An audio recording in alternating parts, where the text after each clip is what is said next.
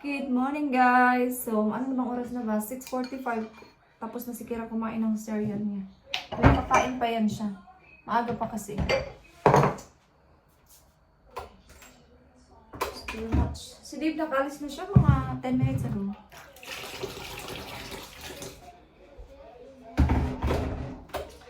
Ngayon lang ng week ang work ko, tapos off na ako ng 1 week sa half term. So, walang pasok sa half term ng 1 week. Parang sim break, kumbaga. So, yung mga hinugasan ko kagabi, ano ko muna siya. I-put away. I-put away ko na yung mga hinugasan ko kagabi. Magkape muna tayo.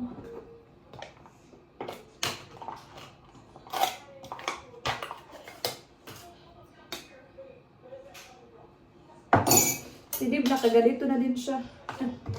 Nilalamig ko na talaga siya. Ano na din kasi guys, mid-October na ba? Dapat nga, October, malamig na talaga. First week pa lang. Ngayon lang siya na week nag-lamig. Want another hairstyle today? 2 buns. 2 buns, okay. School. Hindi ko alam kung nasaan na naman yung aking tripod. Baka na ko lang ba.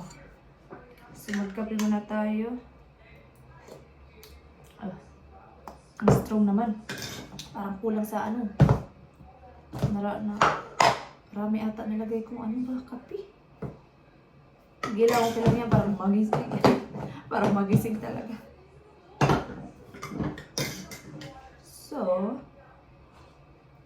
So yung gagawin ko is tayo ng lunch.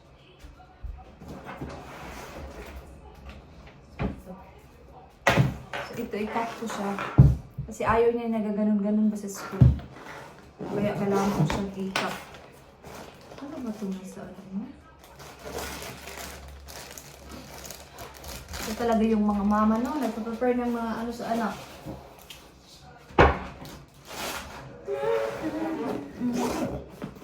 Lagyan ko siya ng yogurt din. Ito yung ilagay ko siya kasi dalawa na lang yung natira kasi ininom niya na kahapon yung dalawa. 4 lang kasi ito, tapos isa na lang yung natira. So after kung mag-drop sa kanya sa school, pupunta ako sa sa grocery, bibili ako ng bago. Crisp. Itong biscuit na iba, lagay natin siya dito sa parang maliit na. Ito. Maliit lang talaga siya. Gusto niya yung ganito lang kaliit pa kaya sabi niya hindi daw siya nagsasawa kung ganito lang kaliit. Kasi pag marami yung nilagay ko, hindi niya maubos. Ganyan Tapos magtatayo ng apple dito. Ubusin natin yun. Madilim pa sa sirong pa sa gawas. Uy. So, next week is walang pasok. So, from Monday talaga walang pasok. Si Kira pupunta yan siya sa auntie niya sa Sabado. Ihatid namin yan siya halfway. Tapos, sa Sabado, mag-dinner kami ni Dib sa labas. Kasi birthday ko sa 24. So, parang yun na yung namin ba birthday, dinner, ganon.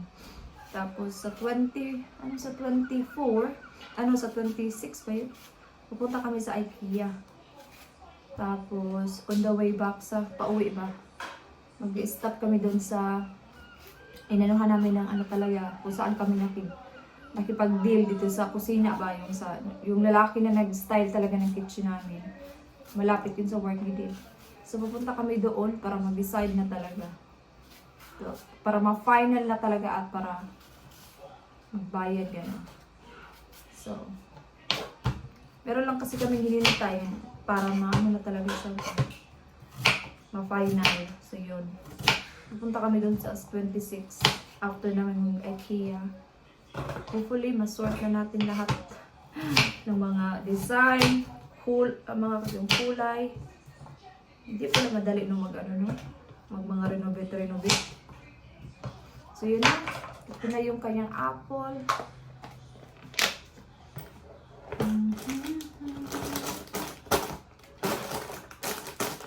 Yan guys. Enough na to sa kanya. Kasi kumakain naman yan siya ng breakfast. Or else, nagsasayang lang, hindi niya nauubos kung marami. At saka sayang lang din. Sabi ko nga kay Kira kahapon, bakit ayaw mong kumain sa school? Pagkain talaga sa school ba?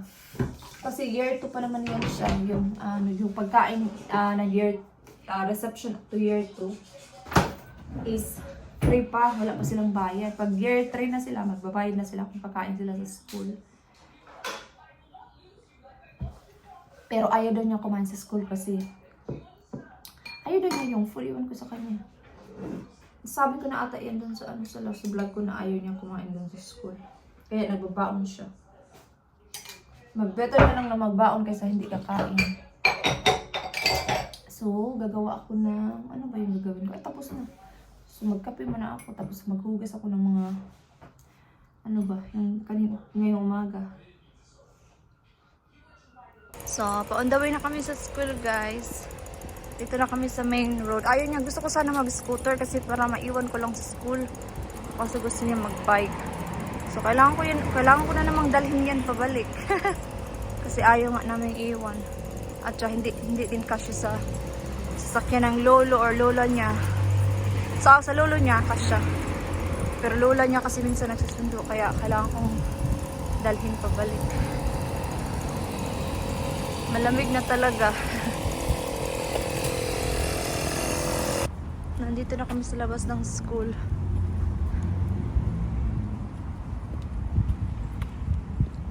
Kailangan ko na namang dalhin yan pabalik.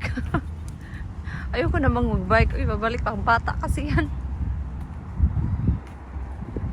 So, nandito na ako ngayon sa bahay. Naluto ko na yung aking, naluto ko na yung kagabi. Nilitsyon paksiw ko siya. Tapos yung rice ko na niluto ko din kagabi. Kakainin ko yan kasi fresh pa yan.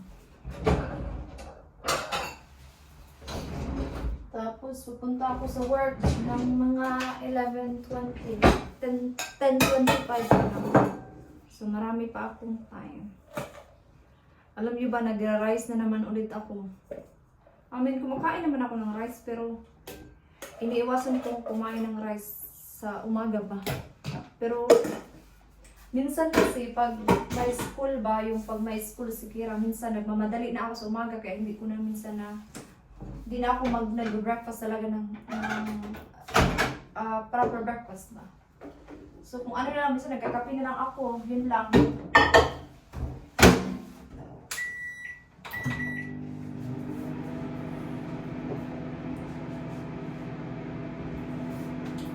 Dito na si Kira. Punta na naman kami sa park. Nag-scooter siya today.